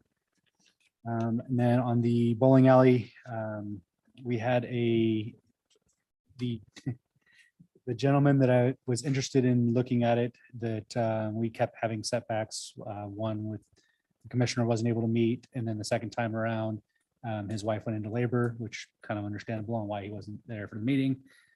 He actually went and saw it this last Sunday and was actually quite happy with what he saw. He's got the RFPs from Commissioner Warsmith, and he's looking at possibly putting a proposal together to send that in. So I'm hoping we see something soon from him on that one as well. Other than that, that's all I've got. Okay, I have on your in front on your desk, there's some request letters. So there's earmarks, congressional earmarks, and the due date is coming up soon. We have been asked for letters of support from Centerfuse for a Ellensburg manufacturing campus focused on wood products. We've been asked to support Central Washington University's medical grade air distribution project. And we've been asked to support the Yakima Canyon Interpretive Center. And that actually, they want a letter of support for multiple funding requests, not just the congressional earmarks. And the city is formulating our own proposal as well around the solar park and EV charging stations and grid software for the AMI automatic metering. something. Advanced metering. Advanced metering. Smart grid kind of stuff that will allow us to communicate with the meters. And we met with Rick Crowley this afternoon to, I guess, refine our proposal. And Buddy Stanovich is working on that. So I guess since we had time, since this meeting fell before all these deadlines, I wanted to ask council permission to sign, I guess. Motion to have the mayor sign all of the funding request support letters. I have a question or comment. So motion and second to sign the letters of support. So question? Just comment. I think they're great, all of them. I was reading the support letter for Keene, and I had some difficulty trying to determine whether the letter was a letter of support from the mayor or the council, because it repeatedly refers to I as opposed to we. So I guess it's coming from your experience, but the letter, I guess the important point is the letter of support comes from the council, the entire council, not just one council member. I will rework the letter. I used the suggested language and didn't modify, so I'll modify to come from council. So let's see, I also attended Arts Visioning. Madam Mayor, you have a motion I have pending. a motion. All in favor? Aye. Aye. I do vote aye. Opposed? That motion carries. Thank you. I attended AWC webinar on clean building standards. So we will, the legislature has passed a law, so all large commercial buildings are going to need to provide audits and anyway, every 5 years, and it's going to be, it applies to not only city buildings, but all private buildings over 50,000 square feet. So the message from AWC is to try and get ahead of it and to know early on how many buildings do we have in the community that meet that criteria, and what we need to do to start addressing that. And it starts with the over 200,000 square feet in 2025, I think, and then each year gets more, it's down with smaller buildings. So there's a lot going on with buildings and requirements for energy efficiency in the state. So we just need to keep ahead of that and start making plans for addressing those. The airport, we've been working on the business park standards. An issue has come up regarding airplane fuel, lead in airplane fuel, and the industry is working on it. And the unleaded fuel is available, but it doesn't work in all airplanes. So the airport has looked into having 2 tanks, one for unleaded and one for leaded, and it was really expensive. And the complaint was the complainant wanted to modify the flight path so it didn't go over certain neighborhoods. And I just kind of, those aren't decisions that I think the city needs to be involved in making. But there was a letter to the editor in Saturday's paper about housing developments being allowed in the airport zones in the flight path, and those people then being exposed to this lead. And lead is a problem for particularly young and old people. But I just want to say, so we do have an airport overlay zone, and we do restrict densities in that zone already. And there are amendments that we are being asked to consider that will be coming to us this fall at some point.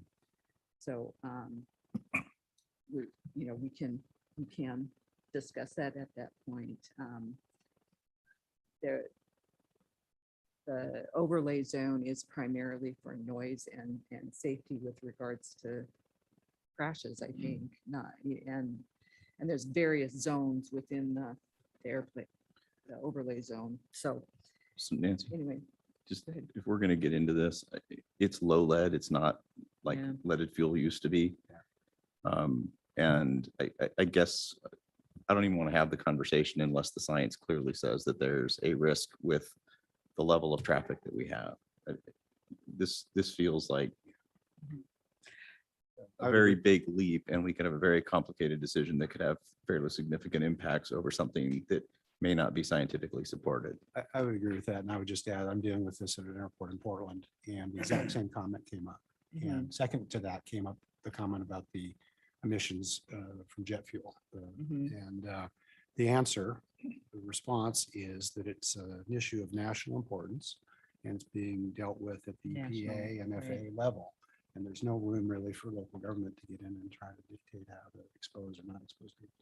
Well, and I bring it up because there was a letter to the editor that criticized us for allowing housing development. And so I'm just saying, we already have rules in place to restrict development and we will be reviewing them. But anyway, so I appreciate the thoughts on that. And I attended a Yakima Basin Fish and Wildlife Recovery Board. And I just, again, state legislature, there are some in the legislature who are getting, they're not satisfied with the progress that we've made with the voluntary and grant approach to salmon recovery and are kind of edging towards wanting more regulatory approaches to salmon recovery. None of that passed this session, but the board is, I guess, wanting to engage those folks in more dialogue to discuss those issues. And so that's where that's at. So with that, we have an executive session for 5 minutes, and we will return to adjourn in 5 minutes. And with an action item. With an action item about litigation. Okay.